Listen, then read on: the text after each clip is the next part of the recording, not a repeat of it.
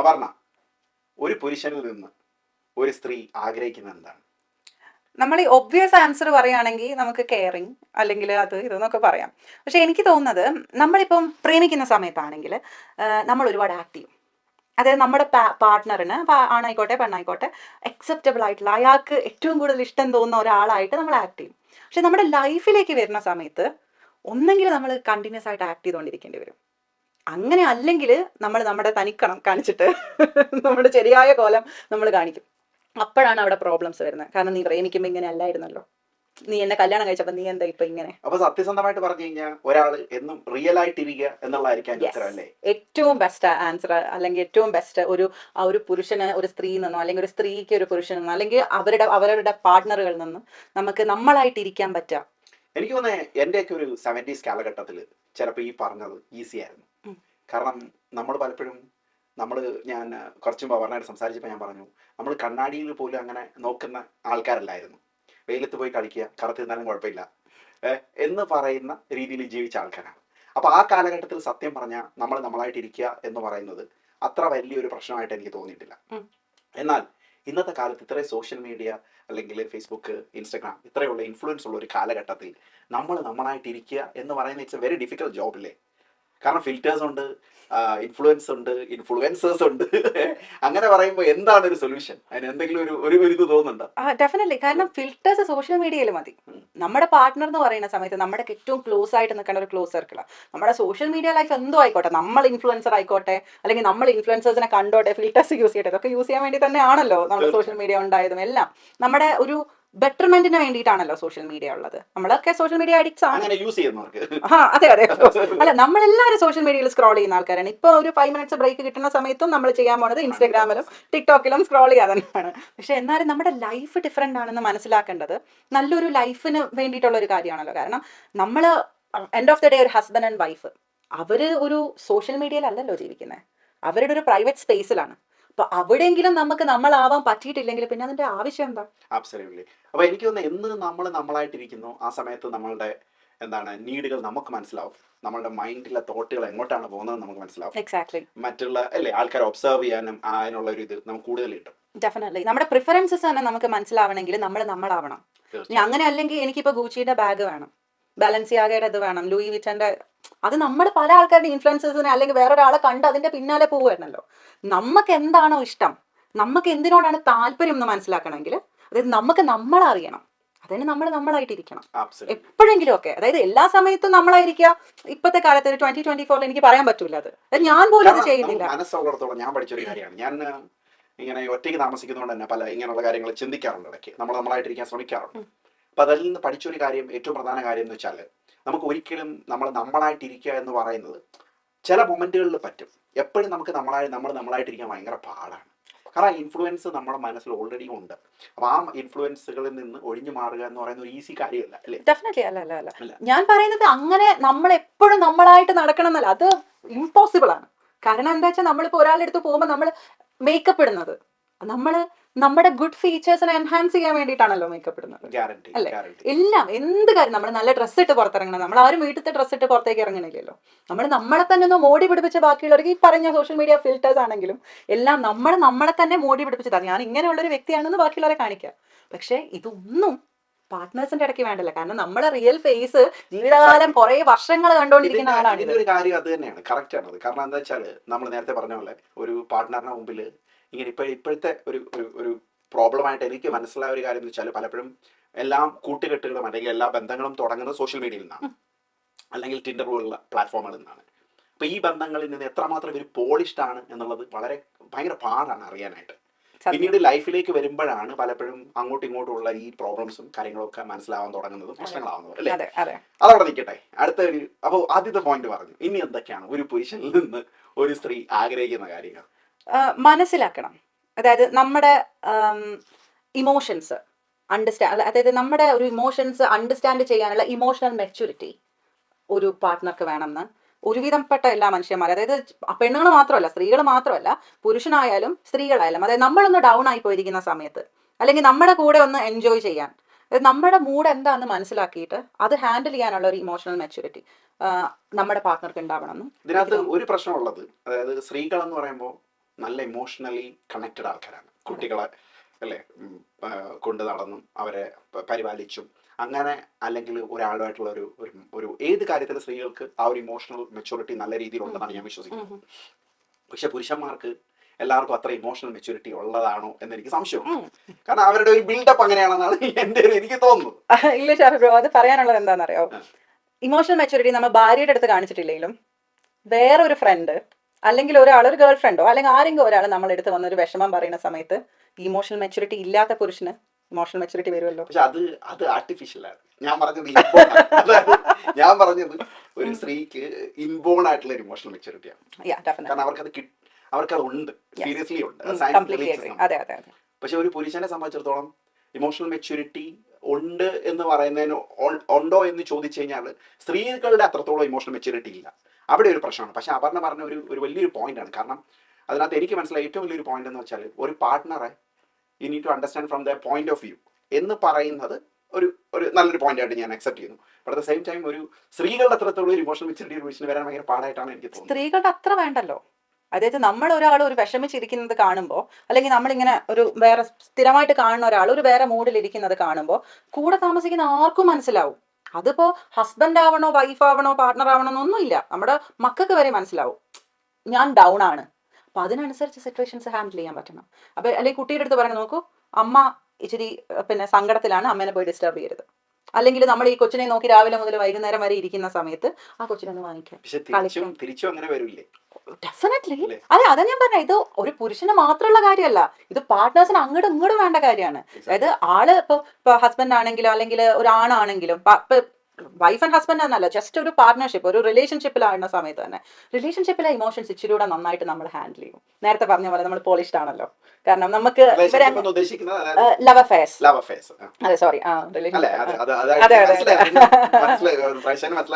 അതെ നമ്മൾ love affairs ആവണ സമയത്ത് നമ്മൾ എഗൈൻ പോളിഷ്ഡ് വേർഷൻസ് ആണ് നമ്മൾ കാണിക്കുന്നത്. അപ്പൊ നമുക്കറിയാം ഫോണിൽ കൂടെ എന്താ മോളെ നിന്റെ സൗണ്ട് വല്ലാണ്ടിരിക്കുന്നല്ലോ എന്ന് പറയുന്ന അതേ ആള് കല്യാണം കഴിച്ച അല്ലെങ്കിൽ വീട്ടിൽ വന്ന് നമ്മൾ ഒരുപാട് കാര്യം ഒരുമിച്ച് ജീവിക്കുമ്പോൾ നമ്മളിരുന്ന് കരഞ്ഞാലും എന്താണ് ഈ ഡിന്നർ. അതെ, എനിക്ക് തോന്നുന്നു മറ്റൊരു എന്റെ മനസ്സിൽ നിന്ന് എനിക്ക് തോന്നിയ ഒരു കാര്യം വെച്ചാൽ പുരുഷന് എപ്പോഴും അവനൊരു ആവശ്യകതയുണ്ട് ആ സമയത്ത്. ആ ആവശ്യകത എന്ന് പറയുമ്പോൾ ചിലപ്പോൾ അത് കഴിയുമ്പോഴത്തേന് പുരുഷൻ ആവശ്യകതയിൽ നിന്ന് ഒബിയസ്ലി അത് യൂസ്ഡ് ആവുകയോ അല്ലെങ്കിൽ ഇതാവുകയോ ചെയ്യുമ്പോൾ ചില പുതുമ തേടുന്ന ഒരവസ്ഥയിലേക്ക് എത്താം, അല്ലെങ്കിൽ ലൈഫ് ബോറായി പോകുന്ന ഒരു അവസ്ഥയിലേക്ക് എത്താം. പക്ഷെ ഈ ബോർനെസ് നിലനിർത്തേണ്ടതും അല്ലെങ്കിൽ ഈ ബോറായി പോകുന്ന സമയത്ത് കുറെയൊക്കെ ഈ പുരുഷന്റെ അല്ലെങ്കിൽ പുരുഷന്റെ മനസ്സ് സ്ത്രീയും ഡിഫറെന്റ് ആയിട്ടാണ് മേക്ക് ചെയ്തിരിക്കുന്നത്. ഒബിയസ്ലി ഈക്വലി തുല്യത വേണമെന്ന് വിശ്വസിക്കുന്ന ആൾ തന്നെയാണ് ഞാൻ. But at the same time they are different എന്ന് വിശ്വസിക്കുന്ന ആളുമാണ്.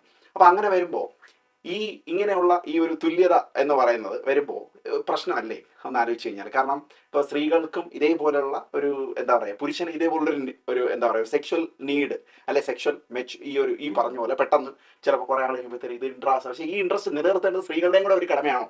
ഇത് സ്ത്രീകൾക്കും ഉണ്ടല്ലോ.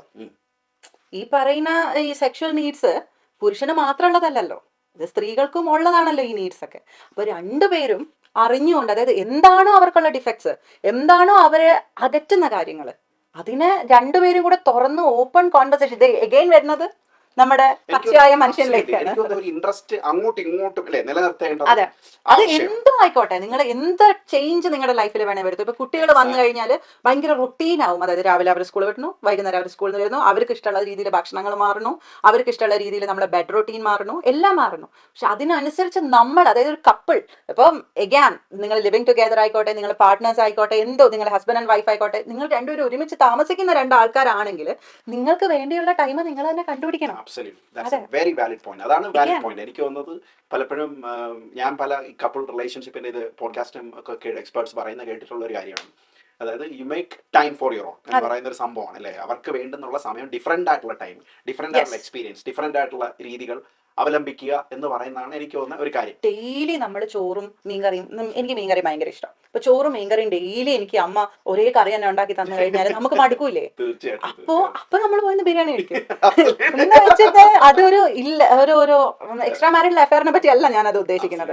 കാരണം നമ്മൾ തന്നെ ആ ഡിഫറൻസ് നമ്മുടെ ലൈഫിൽ ഉണ്ടാക്കണം. നമ്മൾ തന്നെ നമ്മുടെ മാരേജ് സ്പൈസ് അപ്പ് ചെയ്യുക, അല്ലെങ്കിൽ എല്ലാം അത് എടുക്കുന്നവന്റെ പറഞ്ഞ പോയിന്റ് വളരെ ശരിയാണ്. കാരണം അത് എടുക്കുന്നവന്റെ ഇതനുസരിച്ച്, കാരണം സ്പൈസ് അപ്പ് ചെയ്യാന്ന് പറഞ്ഞത് പുതുമകൾ ഉണ്ടാക്കി എടുക്കുക എന്നുള്ളത് ഭയങ്കര ഇമ്പോർട്ടന്റ്. അപ്പൊ അത് കഴിഞ്ഞു അടുത്തൊരു പുരുഷനിൽ നിന്ന് ആഗ്രഹിക്കുന്ന ഒരു കാര്യം എന്താണ്?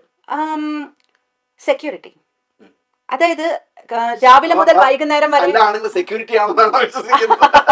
അയ്യോ അല്ല, രാവിലെ മുതൽ വൈകുന്നേരം വരെ ജോലിക്ക് പോയി ഭാര്യയ്ക്കും മക്കൾക്കും ചെലവിന് കൊടുക്കുക, അതല്ല ഞാൻ ഉദ്ദേശിക്കുന്നത്. എല്ലാ തരത്തിലുള്ള സെക്യൂരിറ്റി, നേരത്തെ പറഞ്ഞ പോലെ തന്നെ ഓഫ് കോഴ്സ് നമ്മൾ ഇപ്പോഴത്തെ കാലത്താണ് നമ്മൾ എല്ലാവരും ജീവിക്കുന്നത്. ഹസ്ബൻഡും വൈഫും ഒരുപോലെ ജോലിക്ക് പോകേണ്ടതാണ്, പിന്നെ ഒരുപോലെ വീട്ടിലേക്ക് തിരിച്ചു വരുന്നതാണ്.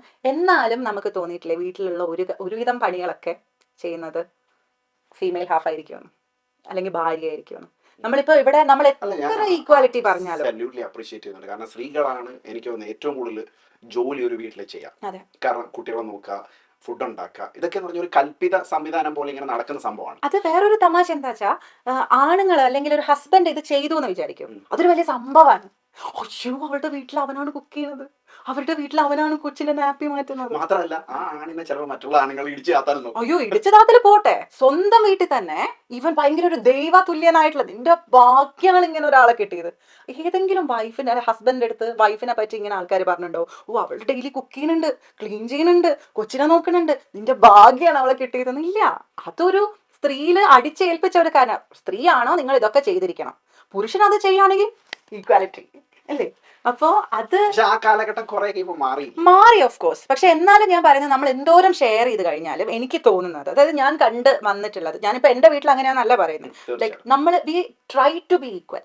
പക്ഷെ എന്നാലും നമ്മൾ ചെയ്യുന്ന ഒരു സാധാരണ വീട്ടില് ഇപ്പോൾ ഹസ്ബൻഡും വൈഫും ഒരുപോലെ ജോലിക്ക് പോയി തിരിച്ചു വരുന്ന വീടുകളിലാണെങ്കിൽ ഹസ്ബൻഡിനേക്കാളും കൂടുതൽ വർക്ക്, അതായത് ഇപ്പോൾ കിച്ചൺ ആണെങ്കിലും അവർ ഹെൽപ്പ് ചെയ്യും. ഹസ്ബൻഡ് എഗെയിൻ ആ വേർഡാണ്, ഹെൽപ്പ് ചെയ്യണം ആരെ, വൈഫിനെ. അപ്പൊ എന്താണ് ഒരു ഭാര്യ എന്നുള്ള രീതിയിൽ ഒരാൾ ഉദ്ദേശിക്കുന്നത്? എന്താണ് ഒരു ഭാര്യയ്ക്ക് അവിടെ ഈ പറഞ്ഞ സംഗതികളൊക്കെ വെച്ചിട്ട് ഒരു ഭാര്യ എന്നുള്ള രീതിയിൽ എന്താണ് എക്സ്പെക്ട് ചെയ്യുന്നത്? നമ്മൾ പറയണ്ട വീടത്തെ ഒരു ജോലിയും ചെയ്യാൻ, നമ്മുടെ വീടാണത് എന്ന് വിചാരിച്ചിട്ട്. അതായത് തന്നെ ഒരിക്കലും എയർ ഫ്രയറോ ഓവനോ ഭക്ഷണം ഉണ്ടാക്കി തരൂല. ഡിഫൈൻഡ് ജോബ് വെക്കാതെ വേണ്ട. അതായത് നിങ്ങൾ കാണൂ, കണ്ണു തുറന്നു നോക്കിക്കഴിഞ്ഞാൽ വീട്ടിൽ പല പണികളും കാണും. അതങ്ങ് ചെയ്ത് കഴിഞ്ഞാൽ, അതായത് വേറൊരാളുടെ അടുത്ത് കൽപ്പിക്കുന്നതിന് പകരം അതങ്ങ് തന്നെ ചെയ്ത് കഴിഞ്ഞാൽ ഭാര്യ ഹാപ്പിയാണ്, അവരും ഹാപ്പിയാണ്. പുരുഷന്മാർ ഈസ് എ പ്രൊവൈഡർ ആയിരുന്നു. പഴയ കാലത്ത് പുരുഷന്മാർ പ്രൊവൈഡർ ആയിരുന്നു. അവരായിരുന്നു പോയി ഇപ്പൊ ഗ്യാദർ ഹണ്ടേഴ്സിന്റെ കാര്യമായാലും ഒക്കെ നോക്കിക്കഴിഞ്ഞാൽ അവർ പോയി പ്രൊവൈഡ് ചെയ്ത് കൊണ്ടുവരുന്നു, കുക്ക് ചെയ്യുന്നു, ഭാര്യ വീട്ടിൽ ഇരിക്കുന്നു, അവർ കുട്ടികളെ നോക്കുന്നു. അങ്ങനെ ഒരു കാലഘട്ടത്തിലൂടെ നമ്മൾ ഒബ്വിയസ്ലി ഇൻഡസ്ട്രിയൽ റെവല്യൂഷൻ ഒക്കെ വന്നു. അതിനുശേഷം ഇപ്പം നമ്മൾ വളരെ ഒരു ഈക്വൽ സൊസൈറ്റിയിൽ നിൽക്കുന്ന ഒരു അവസ്ഥയിൽ ഈ പറഞ്ഞത് വളരെ ശരിയാണ്. കാരണം ഇന്നത്തെ കാലഘട്ടത്തിൽ എനിക്ക് തോന്നുന്നത് നമ്മളൊരു ഈക്വൽ റെസ്പോൺസിബിലിറ്റി എടുത്ത് ജീവിക്കാൻ പറ്റും. അത് പ്രത്യേകിച്ച് നമ്മുടെ UK പോലുള്ള സമൂഹങ്ങൾ അല്ലെ വളരെയധികം അതിനെ പ്രോത്സാഹിപ്പിക്കുന്നുണ്ട്. സോ നെക്സ്റ്റ്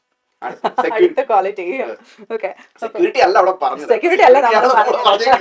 അവിടെ ഇക്വാലിറ്റി എന്നുള്ള സംഭവമാണ് പറഞ്ഞത്. സെക്യൂരിറ്റിയിൽ സെക്യൂരിറ്റി കുറിച്ച് ഞാൻ ഉദ്ദേശിക്കുന്നത് എന്താ വെച്ചാൽ, ആദ്യം പറഞ്ഞ പോലെ ഇമോഷണൽ സെക്യൂരിറ്റി, അല്ലെങ്കിൽ നമ്മളൊരു സെക്യൂർ ആയിട്ടുള്ള ഒരു വീട്ടിലേക്ക് ആയിരിക്കണം പോകുന്നത്. അതായത് നമുക്ക് നമ്മുടെ ഹസ്ബൻഡിന്റെ അടുത്ത് അല്ലെങ്കിൽ നമ്മുടെ പാർട്ട്ണറിന്റെ അടുത്ത് ഒന്നും മറച്ചു വെച്ചിട്ട് ചെയ്യണ്ട. കാരണം ഓപ്പൺ ആയിട്ട് നമുക്ക് നമ്മുടെ ചിന്തകള്, നമ്മുടെ പ്രിഫറൻസസ് ഓപ്പൺ ആയിട്ട് കമ്മ്യൂണിക്കേറ്റ് ചെയ്യാൻ പറ്റണം. അപ്പോൾ നമുക്ക് കിട്ടുന്ന ഒരു എക്സ്ട്രാ സെക്യൂരിറ്റി, അതായത് it's okay, what ever happen it's okay എന്ന് പറയാനുള്ള ഒരു ഷോൾഡർ ടു ഹാങ് ഓൺ എന്നൊക്കെ പറയില്ലേ, നമ്മുടെ ഒരു ബെസ്റ്റ് ഫ്രണ്ടിനെ പോലെ. അതായത് നമുക്ക് ഇപ്പം വാക്കുകൾ കൊണ്ടും പ്രവർത്തികൾ കൊണ്ടും വരുന്ന പ്രശ്നങ്ങളെ അതെ അവതരിപ്പിക്കാൻ വേണ്ടിയിട്ട്. അതെ, അതായത് നമുക്ക് എന്ത് സംഭവിച്ചാലും ഹി വോണ്ട് ജഡ്ജ്. നമ്മളിപ്പോ എന്ത് ചെയ്താലും, എന്ത് പ്രശ്നത്തിലും, മനുഷ്യന്മാരുടെ കാര്യമില്ല, എന്ത് പ്രശ്നത്തിലേക്ക് നമ്മൾ ചെഞ്ചാടി, ഇപ്പൊ ജോബിൻ്റെതാണോ, ഇനിയിപ്പോ ലൈഫിലുള്ളതാണോ, വേറെ എന്തെങ്കിലും കാര്യം. അങ്ങനെ ആകുമ്പോൾ സത്യം പറഞ്ഞപ്പോ ഒരു പല ഭാര്യ പൂർണ്ണമായിട്ടും നമുക്ക് ഒരു ലോജിക് മൈൻഡിൽ ചിന്തിക്കുന്ന ഒരാള് ഭാര്യ പൂർണ്ണമായിട്ടും ചെയ്യുന്ന കാര്യങ്ങളൊക്കെ തെറ്റാണെന്ന് വിചാരിച്ചോളൂ. കുറെ കാര്യങ്ങൾ, കാരണം അവർക്ക് അത്ര എക്സ്പോഷർ ആൻഡ് എക്സ്പീരിയൻസ് ഇല്ല എന്ന് വെച്ചാൽ, ഈ ഹസ്ബൻഡ് അത്ര എക്സ്പോഷർ ആൻഡ് എക്സ്പീരിയൻസ് ഉള്ള ഒരാളാണ്. അപ്പൊ അങ്ങനെ വരുമ്പോൾ ഇവരെടുത്ത് അത് ശരിയല്ല, അല്ല നീ ചെയ്യുന്ന രീതി കുറച്ചുകൂടെ നന്നാക്കണം എന്ന് പറയുന്നത് നല്ല കാര്യമല്ലേ, അത് വളരെ നല്ല കാര്യമല്ലേ. അതായത് നമുക്ക് ഹെൽപ്ഫുൾ ആയിട്ടുള്ള സജഷൻസ് കൊടുക്കാൻ പറ്റണം. അതായത് ഞാൻ ക്രിട്ടിസൈസും ചെയ്യാം, കൊണ്ട് അല്ലെ നിന്നിലേക്ക് എന്ന് പറയുന്ന നീ എന്ന് പറയുന്ന ഒരു സ്ഥാനത്തിലേക്ക് വിരൽ ചൂണ്ടും. അതെ, കാരണം അങ്ങനെ വരുമ്പോ അടുത്ത പ്രാവശ്യം ഇതേ സെയിം ആളുടെ അടുത്ത് ഇതേ ഇങ്ങനെയുള്ള ഒരു പ്രശ്നം, ഒരു സിമിലർ സിറ്റുവേഷൻ അവതരിപ്പിക്കാൻ വേണ്ടിയിട്ട് ആർക്കാണോ അത് പറ്റത്തില്ല. മുഖം മൂടിയിട്ട്. അതെ, അപ്പോഴാണ് പറഞ്ഞിട്ട് കാര്യമില്ല, ഇയാൾ ഇങ്ങനെ പറയൂ. അത് പല ആൾക്കാരും അപ്പൊ പറഞ്ഞിട്ട് എന്താ ഇങ്ങനെയല്ലേ പറയാൻ പോകുന്നത്. എനിക്ക് കാര്യം ചോദിക്കാനുള്ളത്, സെക്യൂരിറ്റി എന്ന് പറയുമ്പോൾ ഭയങ്കര സ്ട്രോങ് ബിൽഡ്, മറ്റുള്ളവരെ ഇടിക്കുന്ന ഒരാളായിട്ട് സൂപ്പർ ഹീറോ സിനിമകളിലൊക്കെ നമ്മൾ കാണുന്നതാണ് അല്ലേ. നമ്മുടെ പാനിന്റെ മളി ചാട്ടിയിട്ടുള്ള നമ്മളെ നാട് സാധാരണ മിന്നൽ മുരളി, അല്ലെങ്കിൽ നമ്മളുടെ സൂപ്പർ ഹീറോ ബിലാൽ കുരിശിങ്കൽ, എല്ലാ മനുഷ്യന്മാരും സൂപ്പർ ഹീറോ ആണല്ലോ. നമ്മൾ പറയില്ലേ some super heroes won't wear caps. അപ്പോ നമ്മുടെ സൂപ്പർ ഹീറോസ് ആയിരിക്കും. അതുകൊണ്ടാണല്ലോ നമ്മൾ പ്രേമിച്ചതും കല്യാണം കഴിച്ചതും കൂടെ ഇപ്പൊ ഇത്ര കാലം ജീവിക്കുന്നതും. അവനവന്റെ സൂപ്പർ ഹീറോ ആയാൽ മതി, അല്ലാതെ വെരി ഗുഡ്. ഇനി എന്തെങ്കിലും പറയാനുണ്ടോ? ഇനി പറയുമ്പോ ഇപ്പൊ ഏത് റിലേഷൻഷിപ്പിൽ ആണെങ്കിലും, അതായത് ഇപ്പൊ നമ്മള് ഇപ്പം അതായത് ഒരു അഫെയർ അല്ലെങ്കിൽ ഒരു ലവ് അങ്ങനെയുള്ള റിലേഷൻഷിപ്പിലല്ല, ജസ്റ്റ് ഫ്രണ്ട്ഷിപ്പിലാണെങ്കിലും സിൻസിയറിറ്റി ഭയങ്കര ഇമ്പോർട്ടൻ്റ് ആയിട്ടുള്ള ഒരു കാര്യമാണ്. അതായത് to be sincere to each other.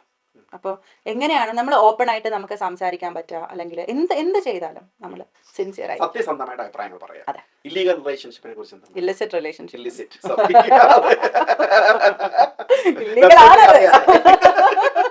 അപ്പൊ അതിനെ കുറിച്ച് എന്താണ് അഭിപ്രായം? അത് അവരുടെ പ്രിഫറൻസ് ആണ്, അതായത് ആൾക്കാരുടെ.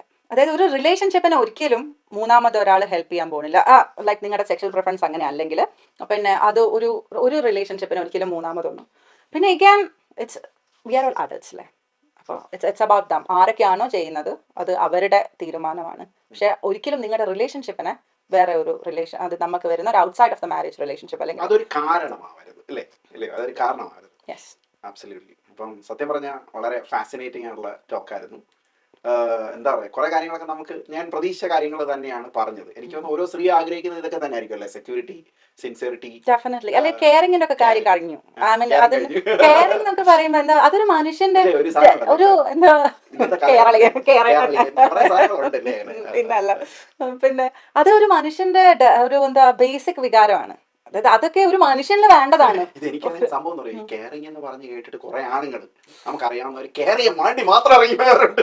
ആ ദിവസങ്ങളിൽ കഴിച്ചില്ല, ഷോ ചോറുണ്ടില്ലേ, അവള് ഡയറ്റിങ്ങിന് വേണ്ടി ചോറിനാണ് ഇരിക്കുകയാണ്. ഇവിടെ വിളിച്ചിട്ട് മോളെ ചോറുണ്ടില്ലേ, നീ ചോറുണ്ട് പ്ലീസ്, എന്തെങ്കിലും ഉണ്ടോ നോക്ക് ഫ്രിഡ്ജിൽ. ഒരുപാട് അങ്ങനെയുള്ള ഒരുപാട് സ്റ്റോറീസ് സോഷ്യൽ മീഡിയ തുറന്നു കഴിഞ്ഞാൽ ഉണ്ടാവുമല്ലോ. ടിക്ടോക്കിലൊക്കെ കാണാമല്ലോ നമുക്ക് ടോക്സിക് ആയിട്ടുള്ള കെയറിംഗ്. അതൊരു വേറെ കാര്യം കേട്ടോ. ടോക്സിസിറ്റി അതൊരു മെയിൻ നോനോ ആണ്. അത് ഏത് റിലേഷൻഷിപ്പിലാണ് ടോക്സിക് മനസ്സിലാക്കാൻ പറ്റുക. ഒരു മണിക്കൂർ അല്ലെങ്കിൽ ഒരു 10 മിനിറ്റ് ഒരാളുടെ അടുത്ത് സംസാരിച്ചാൽ പോരെ അയാൾ ടോക്സിക് ആണോ അല്ലയോ എന്ന് മനസ്സിലാക്കാൻ. അവരുടെ പല കാര്യത്തിനെ പറ്റിയിട്ടുള്ള ധാരണകൾ ഉണ്ടാവും. അതായത് നമുക്ക് ആൾക്കാരെ അസസ് ചെയ്യാം, നമ്മളൊക്കെ ആൾക്കാരെ അസസ് ചെയ്യുമല്ലോ സംസാരിച്ചുകൊണ്ടിരിക്കുന്ന സമയത്ത്. അപ്പോൾ നമുക്ക് മനസ്സിലാക്കാം അവരുടെ ലെവൽ ഓഫ് ടോക്സിസിറ്റി. ഒരുവിധം എല്ലാ മനുഷ്യന്മാരും ടോക്സിക് ആയിരിക്കും പല രീതിയിൽ. കാരണം എല്ലാവരും സെൽഫ് ഉണ്ട്. ആ സെൽഫ് എന്ന് പറയുമ്പോൾ പലപ്പോഴും ചിലപ്പോൾ അത് ഗ്രാൻഡ്യൂസിറ്റി ഉണ്ടാവും അല്ലെ, കുറച്ച് ഞാൻ എന്നുള്ള ഒരു ഭാവം ഉണ്ടാവാം, അല്ലെ ഈഗോ ഉണ്ടാവാം. അതിനെയൊക്കെ തകർക്കാൻ ശ്രമിക്കും. ഇത് എന്ത് സാധനം ഡിഫെൻഡ് ചെയ്യാൻ നോക്കാം. പക്ഷെ നമ്മുടെ ലെവൽ ഓഫ് ടോക്സിസിറ്റി മാച്ച് ആവുകയാണെങ്കിൽ ഇറ്റ്സ് ഓക്കെ. അതാണ് ഞാൻ പറയുന്നത്. കാരണം എല്ലാ മനുഷ്യന്മാരും അതെ, എല്ലാ മനുഷ്യന്മാരും എന്ന് പറഞ്ഞാൽ എനിക്ക് പറ്റിയ ഒരാളായിരിക്കില്ലല്ലോ വേറെ ഒരാൾക്ക്. ഇപ്പൊ പ്രിഫറൻസസ് ഡിഫറെന്റ് ആയിരിക്കില്ല. ചില ആൾക്കാർക്ക് ഈ ടോക്സിക് കെയറിംഗ് വേണ്ട ആൾക്കാരുണ്ടാവും. സൂപ്പർ ഇൻട്രസ്റ്റിംഗ് ടോക്ക് ആയിരുന്നു. ഞാൻ എൻജോയ് ചെയ്തു, താങ്കൾ ഞാൻ എൻജോയ് ചെയ്തു. അപ്പൊ എന്തായാലും പ്രേക്ഷകർ എൻജോയ് ചെയ്തു നമ്മൾ വിശ്വസിക്കുന്നു അല്ലേ.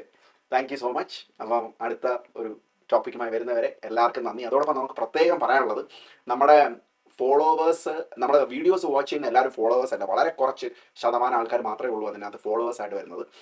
അപ്പോൾ നിങ്ങൾ വീഡിയോ വാച്ച് ചെയ്യുന്നുണ്ടെങ്കിൽ തീർച്ചയായിട്ടും ഫോളോ ചെയ്യുക, സബ്സ്ക്രൈബ് ചെയ്യുക. നമ്മളെയൊക്കെ ഒരു വലിയ ടോപ്പ് ഫാൻ ആൻഡ് ഫോളോവറൊക്കെ ഇപ്പോഴും ആണ് അപർണ. അപ്പോൾ അദ്ദേഹത്തെ കൊണ്ടുവരാൻ ഇങ്ങനെയാണ് നമ്മൾ കണക്ഷൻ തന്നെ ഉണ്ടാക്കുന്നത്. അപ്പോൾ തീർച്ചയായിട്ടും ചിലപ്പോൾ നാളെ നിങ്ങളായിരിക്കും നമ്മളായിട്ട് സംസാരിക്കുന്നത്. അപ്പോൾ കണക്ഷൻ അല്ലേ കണ്ടിന്യൂ ചെയ്യുക. അപ്പം let's tie up together. Thank you so much Aparna.